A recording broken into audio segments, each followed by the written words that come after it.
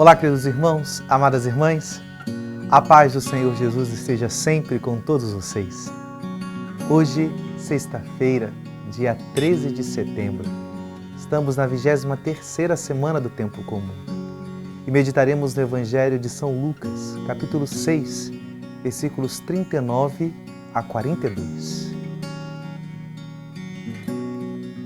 Naquele tempo, Jesus contou uma parábola aos discípulos.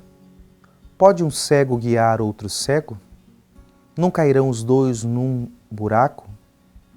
Um discípulo não é maior do que o mestre. Todo discípulo bem formado será como o mestre. Por que vês tu o cisco no olho do teu irmão e não percebes a trave que há no teu próprio olho? Como podes dizer a teu irmão: Irmão, deixe-me tirar o cisco do teu olho, quando tu não vês a trave no teu próprio olho? Hipócrita, tira a primeira trave do teu olho e então poderás enxergar bem para tirar o cisco do olho do teu irmão. Palavra da salvação. Jesus continua o seu discurso aos seus discípulos, aos seus seguidores. E o Evangelho de hoje nós temos esse texto que ele nos conduz a olhar a nossa vida, a olhar a nossa caminhada espiritual de uma forma muito verdadeira, muito franca. Uma das realidades que está inerente a uma vida espiritual autêntica e madura é a vida de oração. A vida de oração, ela é o centro da nossa caminhada cristã. O cristão, ele é chamado a orar. E orar de um modo contínuo. E um dos frutos, talvez mais salutares, mais importantes da vida de oração é o autoconhecimento. É uma realidade de conhecimento de si a partir de Deus. E isso é de extrema importância e vem de encontro àquilo que Jesus está falando hoje no Evangelho. Jesus ele vem falar da cegueira espiritual. Não somente da cegueira de nós não entendermos os planos de Deus, esse também, mas aqui Jesus está falando de uma cegueira de si próprio. Como que um cego pode guiar outro cego? E aqui Jesus não está falando, no contexto, de uma cegueira do mundo exterior, mas uma cegueira de si mesmo, das próprias realidades íntimas, das fraquezas. É uma realidade de autoconhecimento.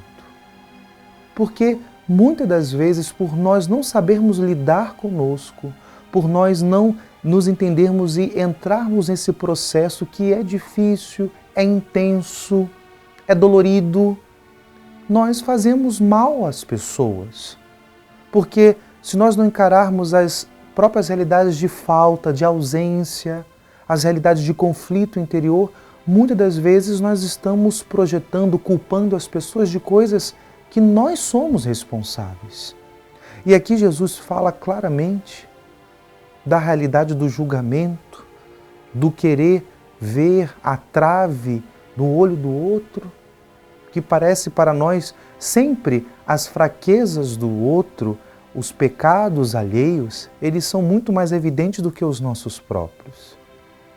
Mas o caminho de maturidade cristã não é tanto você saber o que é certo e errado na vida do outro, de como é o outro, mas o caminho cristão primeiro parte de nós mesmos. É Deus nos iluminar e aí, de fato, fazermos uma experiência de maturidade, de crescimento, de amor de Deus, poderemos ver o outro com olhar de misericórdia, com o olhar de Deus e aí sim sermos instrumentos de salvação através da verdade e da caridade. Queridos irmãos, amadas irmãs, nesse santo dia, peçamos à luz da palavra que Deus nos conduza a um caminho de verdadeira vida de oração e autoconhecimento. Busquemos um acompanhamento espiritual, uma direção espiritual.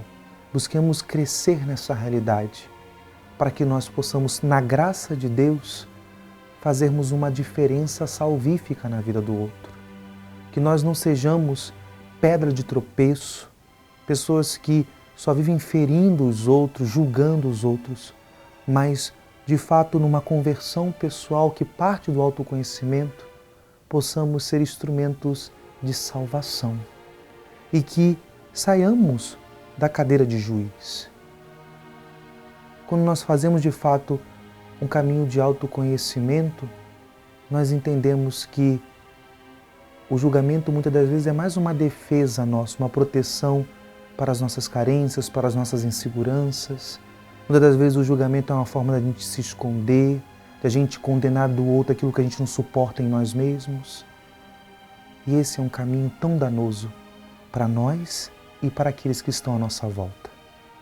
Pedimos ao Senhor essa libertação do julgamento, da resistência, de irmos para as águas mais profundas de Deus em nós. E ali, de fato, colheremos frutos de salvação. Que Deus nos dê essa graça nesse santo dia. Em nome do Pai, e do Filho, e do Espírito Santo. Amém.